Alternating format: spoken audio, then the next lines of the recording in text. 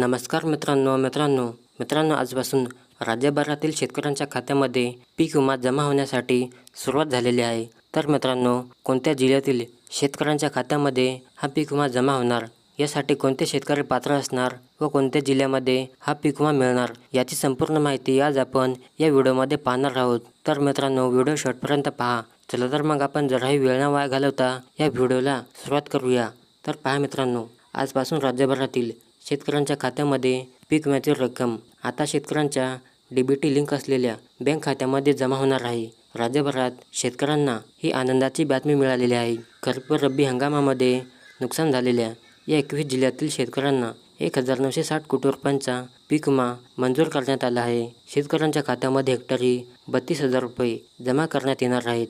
जालना जिल्ह्यातील शेतकऱ्यांना स्थानिक नैसर्गिक आपत्ती या ट्रिगरमधून 197 कोटी रुपये भरपाई मंजूर आहे। त्यापैकी 30 एप्रिलपर्यंत 108 कोटी रुपये शेतकऱ्यांच्या खात्यामध्ये जमा केले आहेत, तर 89 कोटी रुपये जमा करण्याची प्रक्रिया सुरू झाली आहे। बीड जिल्ह्यातील शेतकऱ्यांना 282 कोटी रुपयांची भरपाई मंजूर आहे।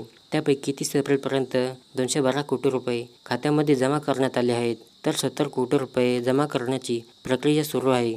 लातूर जिल्ह्यातील शेतकऱ्यांना 227 कोटी रुपयांची भरपाई मंजूर आहे। त्यापैकी 30 एप्रिलपर्यंत शेतकऱ्यांच्या खात्यामध्ये सर्व रक्कम जमा करण्यात आली आहे। धाराशिव जिल्ह्यातील 231 कोटी रुपयांची विमा भरपाई मंजूर आहे। त्यापैकी 212 कोटी रुपये 30 एप्रिलपर्यंत शेतकऱ्यांना देण्यात आले आहेत, तर 19 कोटी रुपये जमा करण्याची प्रक्रिया सुरू आहे। नांदेड जिल्ह्यातील शेतकऱ्यांना स्थानिक नैसर्गिक आपत्तीमधून 103 कोटी रुपये अग्रिम भरपाईचे 258 कोटी रुपये असे एकूण 361 कोटी रुपयांची भरपाई मंजूर आहे। त्यापैकी 30 एप्रिलपर्यंत शेतकऱ्यांच्या खात्यामध्ये 254 कोटी रुपये जमा करण्यात आले आहेत, तर 107 कोटी रुपये जमा करण्याचे काम सुरू आहे। परभणी जिल्ह्यामध्ये स्थानिक नैसर्गिक आपत्तीमधून 103 कोटी रुपये अग्रिम भरपाईचे 299 कोटी रुपये असे एकूण 402 कोटी रुपये भरपाई मंजूर आहे। त्यापैकी शेतकऱ्यांच्या खात्यामध्ये जवळपास सर्व रक्कम जमा झाली आहे। हिंगोली जिल्ह्यातील शेतकऱ्यांना 30 एप्रिलपर्यंत स्थानिक नैसर्गिक आपत्तीमधून 27 कोटी रुपये अग्रिम भरपाईचे 154 कोटी रुपये मंजूर झाले आहेत। त्यापैकी 166 कोटी रुपये शेतकऱ्यांच्या खात्यामध्ये जमा झाले, तर उरलेली रक्कम जमा करण्याचे काम सुरू करण्यात आले आहेत। मित्रांनो, यंदाच्या पंतप्रधान खरीप पीक विमा योजनेतून हंगामातील स्थानिक नैसर्गिक आपत्ती तसेच प्रतिकूल परिस्थिती या झालेल्या नुकसानीमुळे शेतकऱ्यांना 3,265 कोटी रुपयांची भरपाई मंजूर करण्यात आली आहे।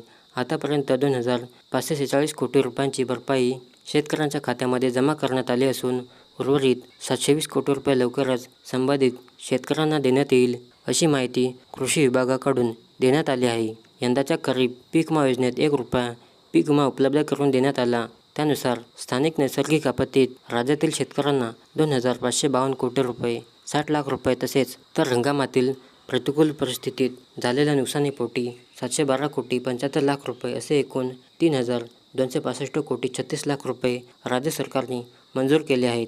यामध्ये सर्वाधिक 1,404 कोटी 12 लाख रुपये एकट्या लातूर विभागात मंजूर करण्यात आले आहेत। त्यातील 691 कोटी 36 लाख रुपये स्थानिक नैसर्गिक आपत्तीतून, तर 712 कोटी 75 लाख हंगामातील प्रतिकूल परिस्थितीत झालेल्या नुकसानीपोटी देण्यात येणार आहेत। त्यामध्ये 629 कोटी 4 लाख रुपये अमरावती विभागात शेतकऱ्यांना वितरित करण्यासाठी मंजूर देण्यात आले आहेत। या विभागात स्थानिक आपत्तीतून झालेल्या नुकसानीपोटी हा निधी मंजूर करण्यात आला आहे। कृषी विभागाने आतापर्यंत 2,546 कोटी 6 लाख रुपयांचे वितरण केले आहे। त्यातील 1,844 कोटी 44 लाख रुपये स्थानिक आपत्तीत झालेल्या नुकसानीपोटी, तर 701 कोटी 62 लाख रुपयांची नुकसान भरपाई हंगामातील प्रतिकूल परिस्थितीतून झालेल्या नुकसानीपोटी देण्यात आली आहे।